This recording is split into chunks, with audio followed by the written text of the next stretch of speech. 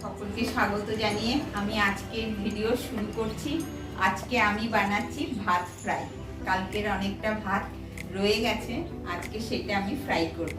তার জন্য কি লাগবে সেগুলো আমি বলে দিই। প্রথমে এখানে আছে গাজর কুচি করে নিয়েছি, কাঁচা লঙ্কা, ফুলকপি, ক্যাপসিকাম আর একটু টমেটো।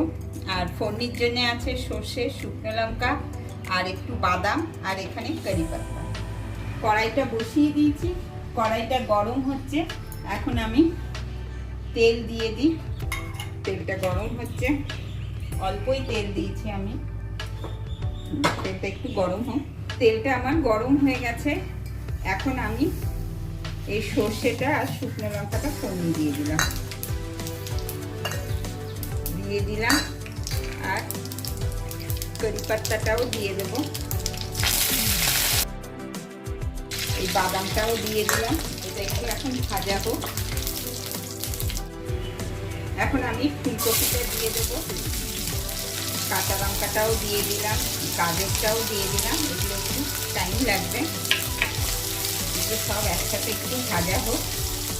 ওটাও দিয়ে দিই, তবে এটা একটু নরম হয়ে যাবে। ভাজা হয়ে গেছে। এখন এর মধ্যে আমি ক্যাপসিকামটা দিয়ে দেবো। ক্যাপসিকামটা, টমেটোটা দিয়ে এখন আমি আবার একটু এটা ভাজা করে নেব। এখন এটা একটু ভাজা হয়ে গেছে। এখন আমি এর মধ্যে হলুদটা দিয়ে দেবো। হলুদটা দিয়ে দিলাম আর পরিমাণ মতো নুনটাও দিয়ে দিই। বাকিটা পরে দেবো। আর এই যে ভাতটা আছে, এই ভাতটা এখন আমি এর মধ্যে দিয়ে দেবো। এটা আমি এর সাথে ভালো করে মিশিয়ে দেবো। মিশিয়ে দিলাম। এখন আমি এটাকে একটু ঢেকে রেখে দিই 5 মিনিট, তারপরে দেখাচ্ছি। এখন ঢাকনাটা খুলে আমি ভাতটাকে ভালো করে নাড়াচাড়া করে দেব। এখন এর মধ্যে আমি একটু মিষ্টি দিয়ে দেব, তাহলেই আমার হয়ে যাবে ভাত ফ্রাই।